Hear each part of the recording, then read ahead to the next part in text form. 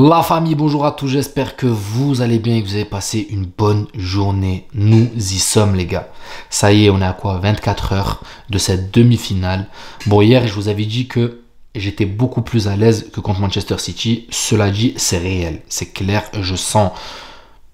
J'ai moins de pression que contre ce match contre Manchester City. Cependant, la boule au ventre que je n'avais pas hier, aujourd'hui, elle commence à se former. Et après, c'est normal, c'est toujours 24 heures avant où tu as un petit peu cette adrénaline. Voilà, elle va se dissiper peut-être demain, durant le match ou à la fin, tout simplement. Mais elle est là. Sachez qu'elle est là. Le stress est là, même si je suis quand même assez serein par rapport au quart de finale. Cependant, tout à l'heure, j'ai fait un petit space sur Twitter avec quelques amis, quelques compatriotes madrilènes et d'autres munichoises. Et les munichois ont l'air sereins, les gars. Pour eux, demain, ils nous tapent dessus. Quand je leur demande leurs arguments, la plupart disent nous sommes sur une bonne forme, excellente, nous sommes imprévisibles. Ok, c'est leur argument. Mais quand tu regardes l'état d'esprit de cette équipe du Bayern, ok, ils ont gagné leurs 4 derniers matchs de Bundes, pas de problème.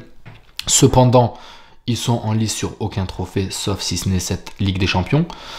Psychologiquement, ils ont beaucoup de blessés. Certes, ils sont à domicile, mais tu ne peux pas venir et afficher ton état d'esprit supérieur à celui du Real Madrid. Et je m'explique. Nous, on est encore en lice pour la Liga. On a vraiment un grand pas devant pour la gagner.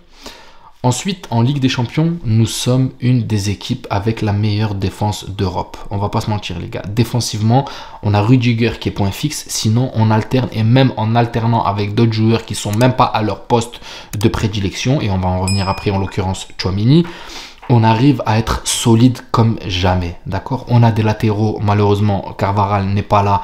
Et on a très bien vu qu'en remplaçant Lucas Vázquez, on peut avoir un Lucas Vázquez prime sur un match alors qu'il ne joue jamais. Ça, pareil, c'est des choses qu'on ne comprend pas. C'est pour ça que je dis que l'état d'esprit de cette équipe du Real Madrid, c'est un élan. C'est un élan, en fait. C'est tout le monde, même les remplaçants qui rentrent, sont au top. Maintenant, là où il y a vraiment un point fort, un écart entre le Real Madrid et les autres, c'est au milieu de terrain les gars. Et je vais pas vous mentir, c'est cette nouvelle compo est monstrueuse parce que le fait de densifier le milieu de terrain de la sorte, en fait ça laisse beaucoup plus de l'est aux défenseurs centraux pour être beaucoup plus concentrés, beaucoup plus accrus, même si des fois il y a quelques ballons qui passent, mais le pressing exercé au milieu de terrain est phénoménal. Quand tu as un Camavinga qui est dans son match, quand tu as un Kroos qui est dans son match, quand tu as un Valverde qui court pour 3-4 personnes et que tu as Bellingham maintenant qui fait presque le même taf que Valverde, mais lui il va devant, il revient au milieu, il aide défensivement au milieu de terrain, offensivement.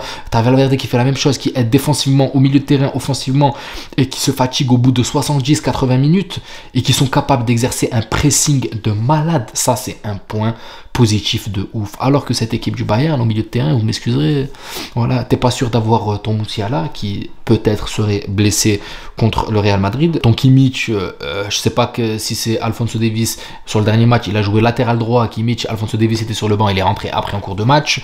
Mazraoui, vous m'excuserez, c'est pas un joueur de classe mondiale. Défense centrale, c'est qui? C'est Dyer et De Ligt.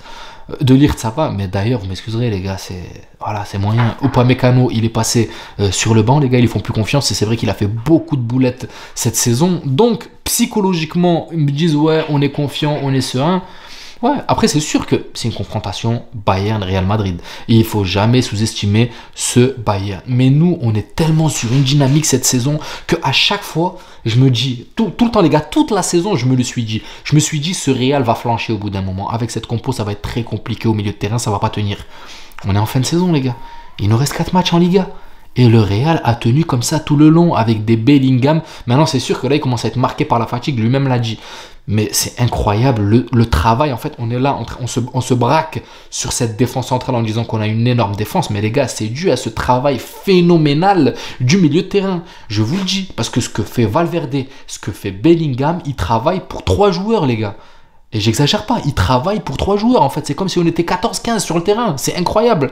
C'est incroyable, donc c'est pour ça qu'au match retour contre City, à la 60e, Bellingham était mort, c'est clair, parce qu'il charbonne les gars. C'est normal que Camavinga, il était cuit parce qu'il fallait rester concentré et ne pas déjouer la tactique. Non, franchement, notre milieu de terrain est phénoménal. Et on a ce point fort en attaque qui est Vinicius et Rodrigo. Ce qu'on peut faire avec cette compo du Real Madrid, c'est qu'on peut attirer l'adversaire dans notre camp. On peut les attirer en les contrôlant au milieu de terrain. On peut les attirer dans notre camp, les contrôler dans notre partie de terrain et ensuite faire les contres, les gars. Ensuite, envoyer les 2 balles de tennis sur le côté pour mettre la misère. Et vous m'excuserez, un Rodrigo, personnellement, même côté droit contre Mazraoui, il est capable de le manger. Maintenant, honnêtement, je préfère partir sur ce côté hybride que nous a montré Ancelotti avec Vinicius un peu excentré, côté en pointe, on va dire, et Rodrigo à gauche. Parce que Rodrigo, pardon, vous m'excuserez. Le dernier match à droite m'a déplu, les gars. Le dernier match de Rodrigo à droite m'a pas plu. Et quand on a vu qu'une fois qu'il repasse à gauche et que Vinicius repasse un peu excentré, c'est sûr que tu perds un peu cette capacité de percussion de Vinicius. Après, tu as celle de Rodrigo qui est quand même plus lucide. Et tu as un Vinicius qui retrouve de la lucidité devant. C'est pour ça que c'est intéressant. Et moi, j'aime voir ça, voir Vinicius avec moins de... En vrai, moins de gris-gris. Beaucoup plus de maîtrise. C'est vrai qu'on aime voir ces gris-gris, ça fait partie du spectacle et c'est ce qu'on aime chez Vinicius. Mais des fois, là, le fait de le passer en neuf, j'ai l'impression que il est plus dans le contrôle, il est plus dans la maîtrise, il fait preuve de beaucoup plus d'altruisme, alors que quand il part d'à gauche, pour lui dans sa tête, non, c'est son objectif, il doit dribbler, essayer de trouver des espaces, machin. Alors que quand il est neuf, il fait attention, il contrôle, il tape des extérieurs, il t'envoie des extérieurs à la Modric, il t'envoie des centres pour des Valverde, il t'envoie des centres pour des Carvajal. Il est beaucoup plus, j'ai pas envie de dire disponible, mais beaucoup plus altruiste et beaucoup plus qualitatif dans son toucher de balle. Parce que c'est vrai que dans la provoque, il t'épuise l'adversaire. Dans sa provocation côté gauche, il t'épuise l'adversaire, il te le fatigue, il te le souille. Mais il y a beaucoup de déchets, mais c'est sûr qu'il te fait 10 dribbles. Sur les 10 dribbles, tu en as 1, 2, 3 qui peuvent passer et qui peuvent faire la diff. C'est clair. Mais là, imaginez les gars, il dribble moins, il est beaucoup plus accru. Il a Rodrigo côté gauche qui est en termes de qualité, j'ai envie de dire en termes de lucidité. Pas en qualité parce que pour moi, Vinicius est au-dessus. On va pas se mentir que ce soit dans les grands matchs ou dans les petits matchs, Vinicius est au-dessus de Rodrigo. Cependant, je trouve Rodrigo où tu auras un laps de temps dans le match. Parce que Rodrigo, ça se joue sur un laps de temps dans le match. Tu as peut-être 20, 30, 40 minutes de Rodrigo où il va être phénoménal, où il va être lucide, où il va te faire très très mal. Et après, il s'éteint au fur et à mesure de la rencontre. Alors que Vinicius, lui, tout le long du match, il peut être dangereux. Tout le long du match, il peut être décisif. Et c'est là, moi, je trouve la différence entre les deux. Après, bon...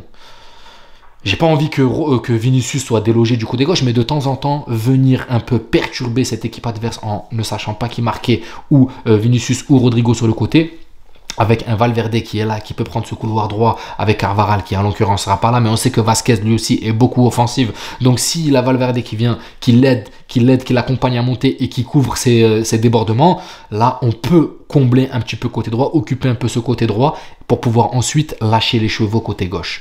Ça reste mon point de vue. Pour moi, la compo, ça va être clairement Tchouaméni, Rudiger en défense centrale, Lucas Vasquez à droite, Fernand Mendy à gauche. On va retrouver Kroos, Camavinga, Valverde en milieu central, Bellingham devant eux qui fera le taf habituel de venir aider le milieu de terrain et ensuite essayer de distribuer les ballons devant aux deux acolytes qui sont Vinicius et Rodrigo. Sur le banc, nous aurons Brahim qui sera là, qui sera un excellent joker qui peut rentrer et faire mal à cette défense du Bayern de Munich. Donc personnellement les gars, je suis vraiment serein, je suis à l'aise. Maintenant attention, parce que cette équipe du Bayern, bien sûr, elle n'est pas à sous-estimer comme je vous l'ai dit. J'ai hâte de voir le choc Rudiger-Harry Kane, parce que c'est vrai qu'Harry Kane, les gars, il n'a pas besoin de 30 hein. Tu lui en mets 2 bien placés, c'est but. Maintenant là il va être confronté à un défenseur qui aime ça.